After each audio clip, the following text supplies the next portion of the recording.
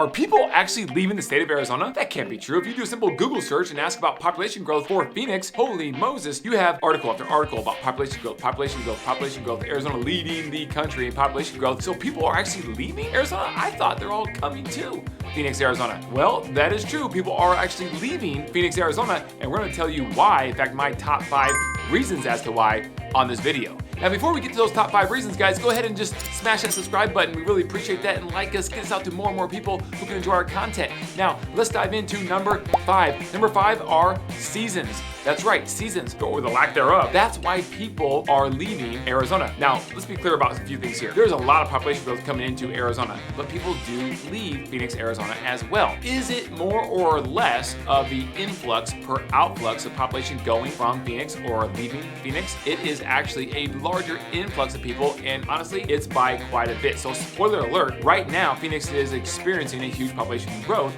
Matter of fact, since 2020, there's a 4.55% increase in population overall in the Phoenix greater area. So the influx is greater than it is the outflux by about 3 to 1. That being said, who are those 1? Who's that percentage of people that's leaving Phoenix, Arizona, guys? We're gonna cover that right now. My 5 top reasons. Let's start with number 5. Number 1, it is seasons or lack thereof, right? We don't have seasons in Phoenix, Arizona. We have 2 seasons actually, so it's not wholly true, but we have 2 seasons, and number 1, it's hot and awesomeness. We don't have 4 seasons like most places across the country. So that being said, there are people who are leaving to go back to different places across the country, which most places in America have 4 seasons. So they leave Phoenix, Arizona to experience that. Now, the good news is actually the state of Arizona has 4 seasons in the northern part of the country. That's right, Flagstaff, Prescott, Show Low, Pine Top. These places have 4 seasons if you want to experience that, almost like living in Colorado or the Midwest or even the East Coast. The state of Arizona is very diverse, and most people don't understand that. My family actually owns a cabin up in Flagstaff, and it's beautiful, and we're able to get away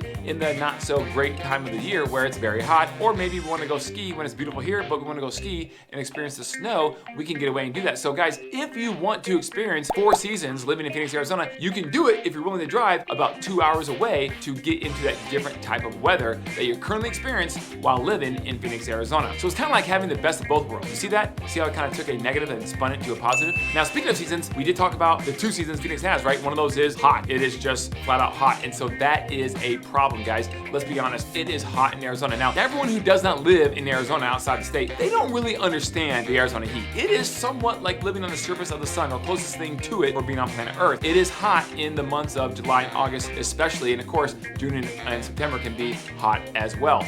And it's not fun. It is miserable. It can be. We're talking about temperatures that rise above 110 for many, many stretches, many, many weeks on end. So it can be very rough. Now, you do have some times where if you want to go outside and experience some outdoor activities, you can do so to stay hydrated and wear a lot of sunscreen and shade, hats, things of that nature, and do it earlier in the morning. The middle of the day is not smart to do. We have people all the time that come down from different places across the country and they try hiking in the midday sun and heat in the summertime in Arizona, and bad things can happen, guys. I was on Camelback Mountain actually hiking. Yeah, I was just doing what I said not to do because I've been here for 18 years. I'm kind of used to it, and I tend to try to challenge myself and be in shape.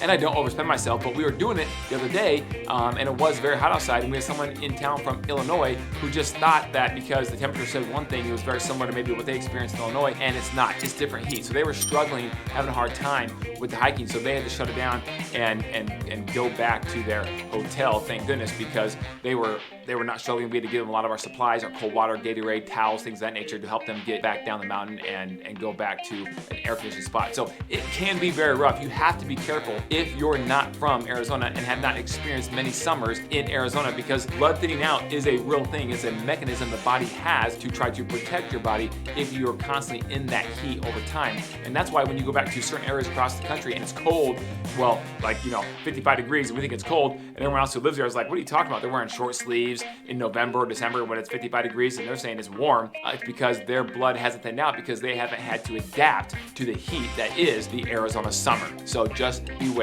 of that. The fourth thing is air quality. That's right, guys, because Phoenix sits actually in a bowl, a valley with mountains surrounding the entire greater Phoenix area for the most part, there is a lot of smog. The overpopulation, the big population growth, while it's very beneficial in many different ways, it is harmful when you have that many more people coming into an area where you have population growth growth because of the pollution. So the air quality, the smog can be bad on certain days when you don't have much wind and the air just kind of sits down in that bowl, that valley, and doesn't have many escape paths to get out of that area. It just kind of sits there. So there are certain days where you'll be driving down the interstate and the Arizona Department of Transportation will have these signs up that say smog alert, pollution advisory. And so they're basically warning you to not spend a boatload of time outside doing activities because the air quality just isn't good. So as you're breathing that in, it's just not overall good. And if you have asthma and things of that nature, it's not a good combination. So you want to spend more time inside on those days. Now, is it like that all the time? No, of course not. There are plenty of clear, beautiful days in Arizona, but there are some times where you have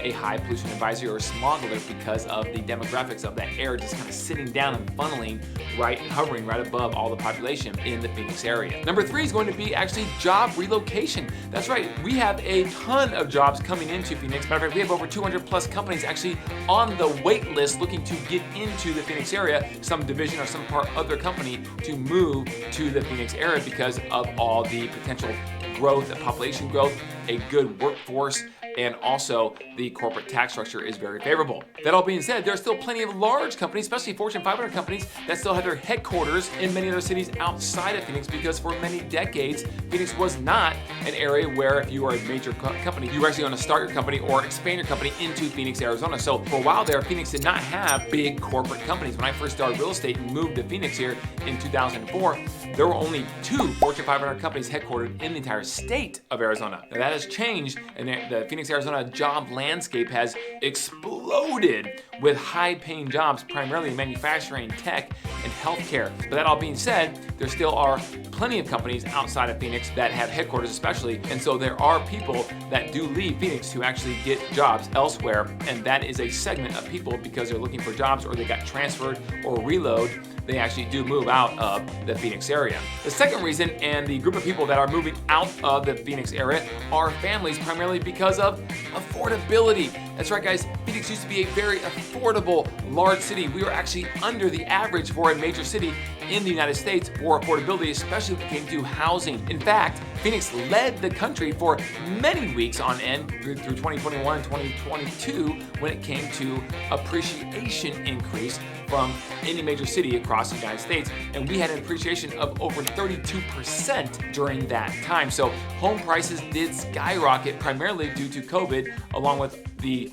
open for business mentality the state had, and people flocked to Arizona, especially from California, Washington, and Oregon, and it just exploded. The supply and demand went out of balance, and the money flowed in because all those 3 states I just named primarily have more expensive markets when it comes to housing prices than Phoenix does. And so they came to Phoenix thinking, wow, this is cheap. And because of that, prices exploded, a lot of cash poured into the economy, and now you have an affordability issue that is an issue when it comes to the local Phoenician. Now, most of the local Phoenicians are feeling that they are priced out of the market when it comes to buying a house. And for most cases, it is true, guys. Wages have not increased at the same level that housing prices have appreciated. And that has caused a chasm. And as a result, people have to move out of the Phoenix area. Now, a lot of Phoenicians can move to the outskirts, maybe even to a smaller town outside of Phoenix, maybe up to the North Country where we talk about the seasons take place, because for the most part, outside of like Flagstaff and some of these places, the prices are cheaper. That being said, you can find an affordable house with some sort of land, but you're just not going to be at the epicenter of convenience when it comes to location. That's the downside. So hopefully, a lot of these high-paying tech jobs will increase wages, and therefore people will be able to afford more of the median home price, which right now in Phoenix currently stands today at $455,000 as a median home price throughout the entire greater Phoenix metro area. That is on the higher end. It used to be a couple $100,000 less than that just several years ago. So it's exploded here in Phoenix, and because of that, affordability becomes an issue. Now, when that happens, these families eventually decide, you know what, if we can't stay in Phoenix, we gotta move. So they will take off and maybe move to a different state, maybe to a Midwest city where prices overall are just going to be cheaper. And the last reason, the number one reason that some people are moving out of Phoenix, which we're experiencing in the trenches firsthand with our own clients, are people above the age of 70 years old or greater. The reason why is because they're sitting there and they're thinking, well, I had my good run, I lived in Arizona. It was awesome. I love the weather and I love everything about it. You really have a person who's been here for many, many years talk bad about the Phoenix, Arizona area. Now, it's changed and they may not like that, but if they've relocated here at some point in their professional working career, or maybe came down here to retire for several years, maybe 10 years went by, maybe 15, 20 years even went by, and they're getting up there in age and they sit there and go, well, at this point, I realize my family is not gonna actually move out to Phoenix for whatever reason, so I, at this point, am going to move out to them because I'm not maybe doing so well in health, or maybe I am, but just as a precautionary issue, I'm gonna move back to where my family is so that I can be around grandkids, great-grandkids, and hopefully, God forbid, something happens to me, I have family nearby to hopefully take care of me when that time comes. So that is actually a decent sized population that is growing here in the Phoenix area that is actually leaving the city, the state, going back to family for those reasons, guys. And so although we have a lot of people retiring in Phoenix, we do have a segment of those retirees that actually are getting up there in age that then eventually leave Phoenix to go back to family because they realize family's not gonna move out here. Now, a lot of families do make that decision to come out here to be by their grandparents or maybe their parents, but not everyone does, clearly. And so those people typically, a lot of times, will head back and deal with the snow if they have to, just to be by family, because that, at the end of the day, guys, that is arguably the most important part of anyone's life and existence, to be close to their loved ones.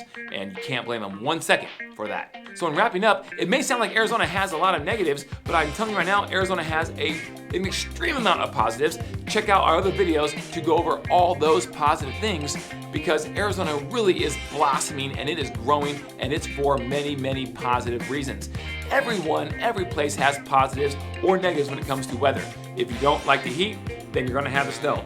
If you don't like the snow, you're gonna have to deal with the heat. So it's very rare you find a place where it's just beautiful all year round. There are a few places like that in the world, I get it, but it's very rare when, and Arizona is not perfect all year round, but it is really darn good if you're looking for a certain type of lifestyle. So guys, if you have any questions about real estate or Arizona lifestyle in general, reach out to me. I'd love to chat with you. You can reach me at 480-660-5974 or email us at info@cookandassociatesaz.com. We're a real broker and we would love to help you with any of your real estate needs. Check us out right here on Instagram at Kelly Cook Homes. And if you never want to miss another video, click on that playlist right here and make sure to subscribe. Thanks, guys. And don't forget, you can always call me.